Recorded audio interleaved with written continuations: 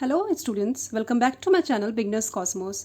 जैसा कि आप सभी जानते हैं कि इस चैनल पर सारी न्यू एनसीईआरटी कवर कराई जा रही हैं। फिलहाल क्लास थर्ड की न्यू एनसीईआरटी का ईवीएस हमारा अद्भुत सिद्धांत आर वंडरस वर्ल्ड चल रहा है, जिसमें कि पहले मैंने टोटल 8 चैप्टर्स में पहले करवा चुकी हूँ। ये चैप्टर नंबर 9 है जो हम आज की क्लास में करेंगे। जिन्होंने मेरी प्रीवियस वीडियो नहीं देखी है, आप डिस्क्रिप्शन में मैं उसका लिंक डाल दूँगी, आप वहाँ से देख लेना, या आप मेरे चैनल पर जाके बाकी वीडियोज़ भी बाकी वीडियोज़ भी देख सकते हो। ठीक है, तो फिलहाल ये चैप्टर नंबर 9 हम शुरू कर रहे हैं, जिसका नाम है स्वस्थ रहो प्रसन्न रहो।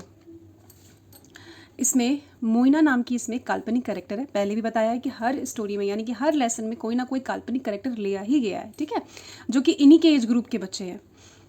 दातून, दातून क्या होता है? देखो, बबूल, नीम या करंच से ये बनता है दातून, जो हम यूज़ करते हैं। आप में से बहुत से लोगों ने दातून का यूज़ किया ही होगा, और नहीं भी किया होगा तो कहीं ना कहीं तो देखा ही होगा। ठीक है, इसके क्या फ़ायदे होते हैं? इसे दांत साफ करने के क्या क्या फ़ायदे हो सकते हैं? सबसे पहला तो ये नेचुरल है, प्राकृतिक है। ठीक है, इसमें कोई भी मिलावट नहीं है, केमिकल नहीं है। और दूसरा, ये दांतों की एक्सरसाइज, जब आप दातून को चबाते हो ना, तो दांतों की एक्सरसाइज होती है, दांत मूवमेंट करते हैं। ठीक है, और सेहत के लिए नुकसान नहीं। जब हम ब्रश करते हैं तो कभी कभी गलती से कभी ना कभी कुछ हमारे स्टमक में चला जाता है। ठीक है, अगर ये गलती से भी अगर ये हमारे अंदर हमारे स्टमक में चला भी जाता है समटाइम, तो ये हमारे बॉडी को इफ़ेक्ट नहीं करता है। दूसरा, मसूड़ों की मालिश। जब आप दातून को दांत से पीस कर, दांतों से दबा दबा कर उसको ब्रश का शेप से करते हो, तो उससे आपके मसूड़ों की भी मालिश हो रही होती है। तो एक दातून के ना बच्चों बहुत सारे फ़ायदे हैं। और आपको एक इंटरेस्टिंग फैक्ट बताती हूँ, दातून से ही ना ब्रश का इन्वेंशन हुआ है। जो आज हम ब्रश कर रहे हैं या जो पूरी दुनिया ब्रश कर रही है, उसका इन्वेंशन दातून से ही हुआ है। दातून के बाद ही ब्रश बनाए गए हैं, इसी को देखकर। ठीक है, तो हमारे कल्चर में ऐसी बहुत सारी चीज़ें हैं, बहुत बहुत सारी चीज़ें हैं जिसे दूसरों ने अडप्ट कर लिया है और उसमें अपना नाम डाल के उसको बेच रहे हैं। एक एग्जांपल अगर मैं दूँ आपको, तो आपने हल्दी वाला दूध तो पिया ही होगा ना, या तो आपके घर में किसी ना किसी को मम्मी देती होगी, या देखा ही होगा। ऐसा नहीं कि किसी ने हल्दी वाला दूध नहीं देखा होगा या इसे नहीं लिया होगा। बच्चों, हल्दी वाले दूध को एक कंपनी, जिसका नाम मैं नहीं लूँगी, इसी दूध को दूध में हल्दी डाल के बेच रहे हैं। नाम चेंज करके इसका रख दिया गया है गोल्डन मिल्क।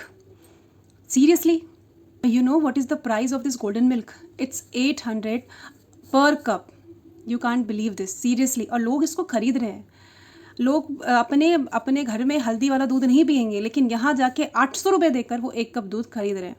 तो हमारे कल्चर में बच्चों बहुत सी योगा हमारा है, लेकिन आज उसमें विदेशियों का कब्जा है। विदेशी कहते हैं कि हमारा है, ये हमने इन्वेंट किया है योग।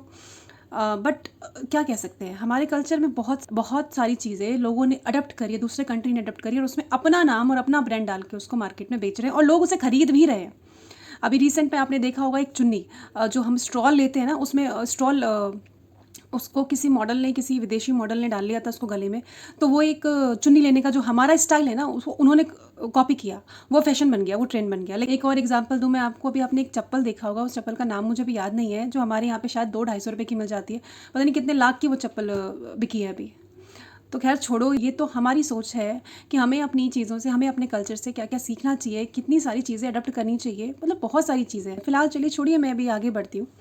आगे क्या है? प्राकृतिक सफाई घोल।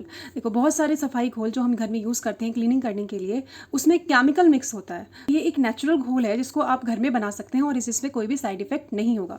क्या करना होगा? 8 से 12 संतरे या नींबू का छिलका लो, आधा लीटर पानी लो, हाँ कांच के उसमें लेना। ठीक है, 10 लौंग या 2-3 तेज पत्ता डालो, उसमें 2 प्याले सफ़ेद सिरका डालो, इन्हें मिलाकर 2 सप्ताह के लिए धूप में रख दो।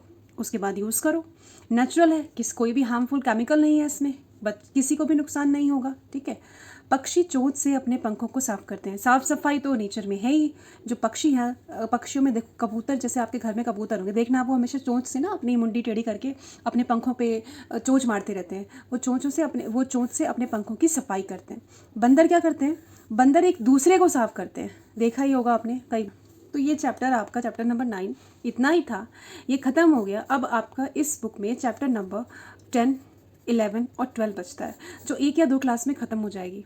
और उसके बाद क्लास न्यू ईवीएस क्लास 4 का मैं शुरू करूँगी। लेकिन इसके लिए आप मुझे बताना कि आपको इसके नोट्स चाहिए नहीं चाहिए, क्योंकि मार्केट में ये बुक कभी आई नहीं है।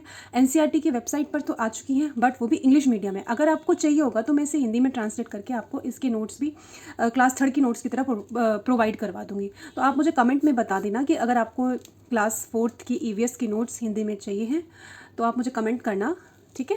अगर आपको चाहिए होंगे तो मैं आपके लिए उसकी वीडियोस प्रिपेयर करूँगी। आप फिलहाल के लिए इतना ही। आपका ये चैप्टर खत्म हो गया। अगर आपको वीडियो अच्छा लगा होगा then please like, share and subscribe and don't forget to comment. Thank you for watching.